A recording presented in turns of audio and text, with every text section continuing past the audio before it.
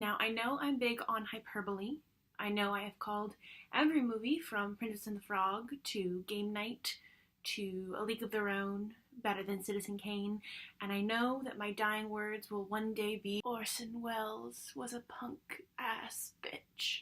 But please believe me when I say that The Last Holiday is better than Citizen Kane ever could have hoped to be, and is probably the greatest movie we will ever see in our lifetime. We peaked in 2006, and I think we all just need to come to terms with that. What? I said I was big on hyperbole. Hello, my name is Elise, this is Cold Takes, and today we are talking about the 2006 film The Last Holiday, starring Queen Latifah. For those of you who haven't seen this gem of a movie, The Last Holiday follows Queen Latifah's character Georgia, who has a pretty sad life. She works a dead-end job at a department store for a terrible boss with this perpetual crush on her cute co-worker that she can never quite articulate. She is obsessed with weight loss. I feel great. I just finished a fat flush. And though she loves cooking and worships at the altar of Emerald Lagasse, she never enjoys the food she makes and instead lives on a steady diet of lean cuisine, microwave diet meals. Her life is one of restriction and rules and denial of not only the finer things in life, but of the basic things in life. She even has a book called her Possibilities Book, filled with dreams she has but knows she'll never be able to accomplish. The action of this movie really begins when Georgia's doctor diagnoses her with a severe brain tumor and a disease called Lampington's disease. With a very short time left to live and an insurance company unwilling to help lengthen her life, Georgia cashes out everything she has, takes her Possibilities book, and decides that she's going to live her best life with what little life she has left. It's typically classified as a rom-com, and if you know anything about Cold Takes, you know that I came here to do two things. Talk about romance, and drink boxed wine, and I'm almost all out of boxed wine. Last Holiday does have a romantic subplot, with Georgia endlessly pining over her handsome coworker Sean, who eventually follows her across to Europe to win her heart. And in a lot of ways, I'm fine with it being called a rom-com. Most of the internet lists do, Netflix certainly does, but most of the internet lacks nuance, and so does Netflix. And once I've had my wine box, I am all about the nuance. So let's talk about it. What is The Last Holiday? In reality, The Last Holiday is what the early studio classification systems of Hollywood would have called a women's picture. This can include romance, but it's generally closely aligned with the literary tradition of women's literature or women's fiction. Women's pictures are stories that can include romantic subplots, but generally focus on the heroine or heroines achieving some goal or getting something. This can be a man or romance, but can include other things, such as exposing your husband's mistress, as in The Women,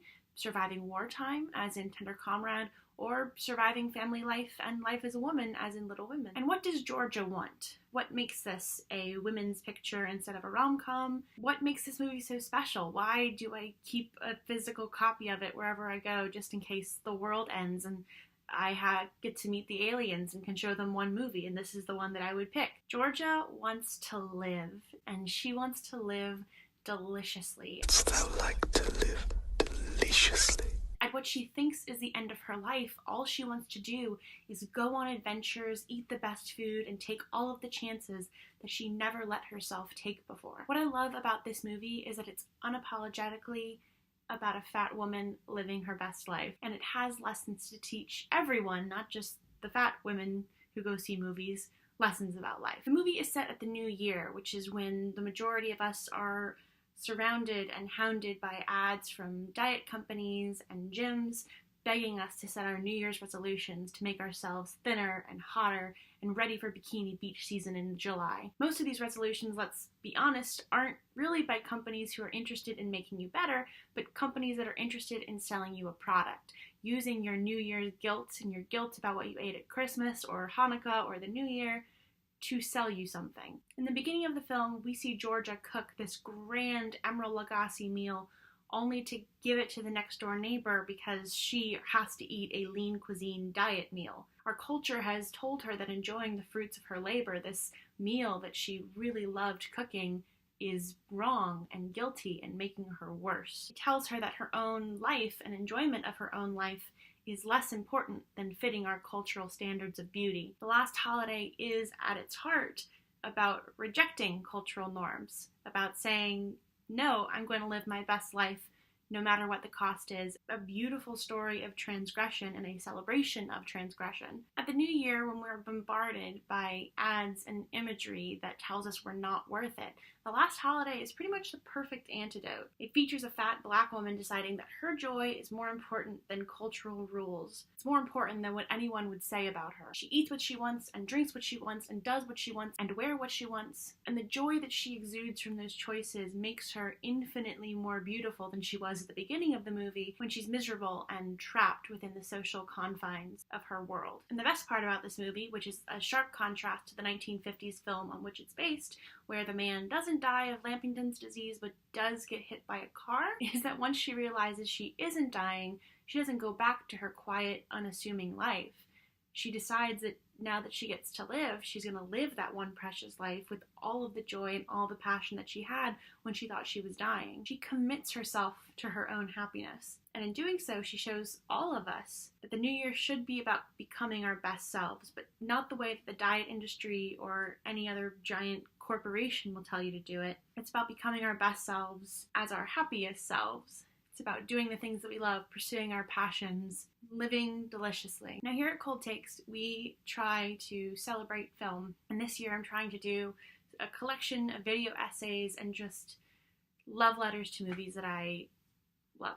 And I really wanted to do this video for two reasons. Not really to pick apart the craft of the film, but rather to show why I love it so much. The first reason is that I can still remember seeing this movie in theaters. Hurricane Katrina hit in August of 2005, and this movie came out in January, and I can still remember sitting in the theater and watching the scenic backdrop of New Orleans play out behind Queen Latifah in all of these scenes, and it made me feel like things were going to be okay. When she opens her restaurant at the end of the film in New Orleans, I felt like the city was going to reopen. I felt for the first time like we were going to survive and we were going to get through what was the worst time of my life. This movie gave me hope, and it may give no one else hope the way that it gave me hope, but I do think at its core it's a hopeful story, and I wanted to highlight it and celebrate it because I don't think it's been as widely recognized as it should be. It really does deserve the opportunity, the chance to give other filmgoers hope, and I wanted to spotlight it for that reason. Two, on a less personal note, when Rebel Wilson was talking about her new film, Isn't It Romantic?,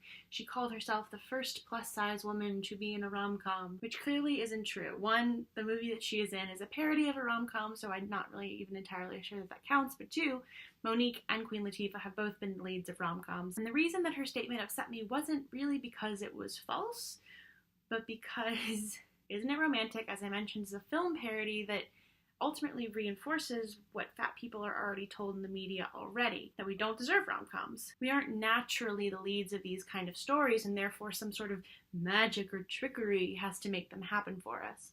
But The Last Holiday is proof that we don't need magic or trickery or plot conveniences to get our own happy endings. All we need to get our rom-com, our fairy tale ending, is to go out and have the bravery to pursue them. Once we put our best, bravest, most determined, adventurous, kindest, bravest, happiest selves out in the world, love is eventually going to find us, and so will our best lives. So, Cold Take viewers, go out there and live your best life. Be your best self, and for God's sake,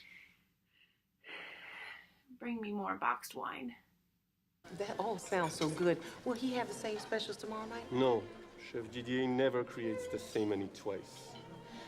Well, I guess I better try them all tonight then. Hi everyone, thank you so much for watching this video. I was so excited to do a video about The Last Holiday. It is one of my favorite films of all time, and I was so excited to have a platform to give it some love.